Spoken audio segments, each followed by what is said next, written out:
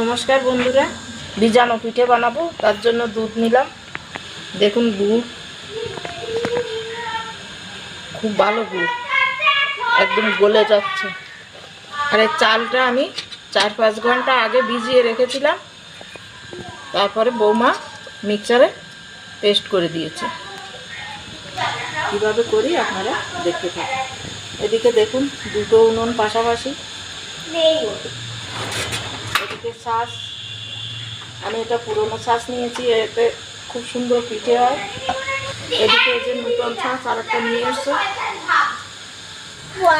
আমি দুটো এলাচ একটু মুখ ফাটিয়ে দিলাম। দুধটা আমি একটু ফুটিয়ে নিয়েছি, এবার দিয়ে দিচ্ছি গুড়। দুধটা নিচে নামিয়ে নিয়েছি, এই কারণে গুড় দিলে অনেক সময় দুধটা কেটে যায়, তার জন্য আমি একটু নিচে নামিয়ে নিয়েছি। গুড় দেখুন একদম নরম হয়ে গেছে। আর একটু গুড় দিয়ে দিলাম। ভিজানো পিঠে এতে একটু মিষ্টি লাগে, মিষ্টিটা যে যেমন খাবেন তেমনই দেবেন। আমি এবার একটু দেখে নেব মিষ্টিটা কীরকম হয়। ভিজানো পিঠে করার জন্য যে দুধটা ফুটিয়েছি তার মধ্যে আমি দিয়ে দিচ্ছি অল্প একটু নারকেল।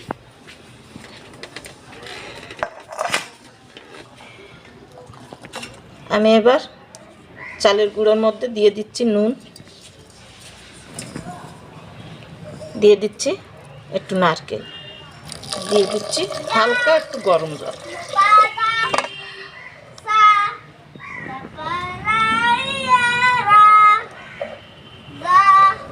দেখুন পিঠের গোলাটা আমি খুব ঘন করিনি, খুব পাতলাও করিনি।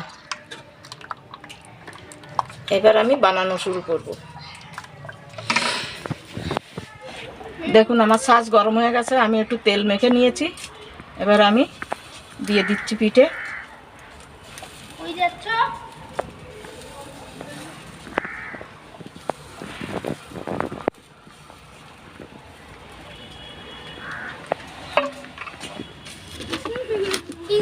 আমি এবার ঢাকা দিয়ে দিচ্ছি।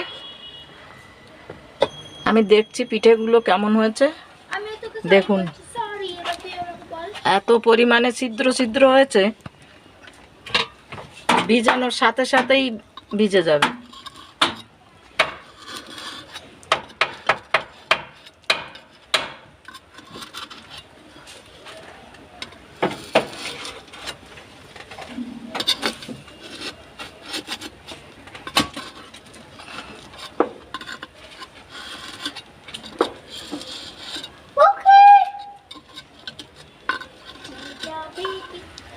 দেখুন উঠেও গেছে কত সুন্দর।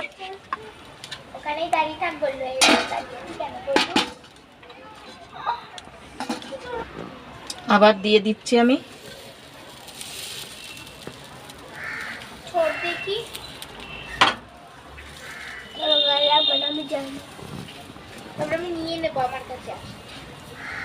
আমি আবার ঢাকা দিয়ে দিচ্ছি।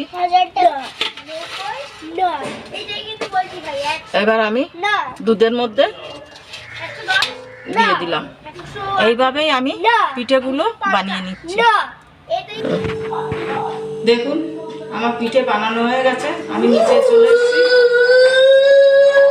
2-3 ঘন্টা হয়ে গেছে। এই 2-3 ঘন্টায় দেখুন এমনিই ভেঙে যাচ্ছে। আমার পিঠেগুলো দেখুন ভিজে নরম হয়ে গেছে একেবারে।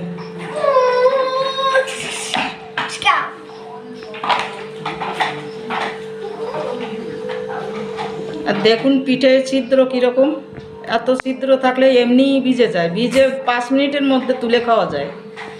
আর গরম গরম খেতে খুব ভালো লাগে। আমাদের সবাই গরম গরম একটু খেয়ে নিল।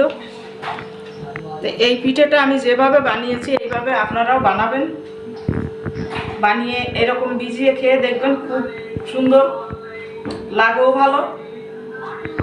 আর ভালো লাগলে আমাকে একটু জানাবেন।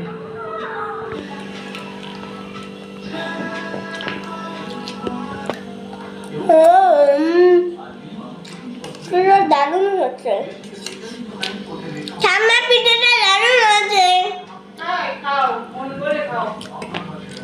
বন্ধুরা আপনারা ঠিক এইভাবে বানিয়ে খাবার একদম নরম তুললে হবে। অনেক ভালো লাগবে, আমাদের পাশে থাকবেন। আর চ্যানেলকে সাবস্ক্রাইব করে শেয়ার করবেন।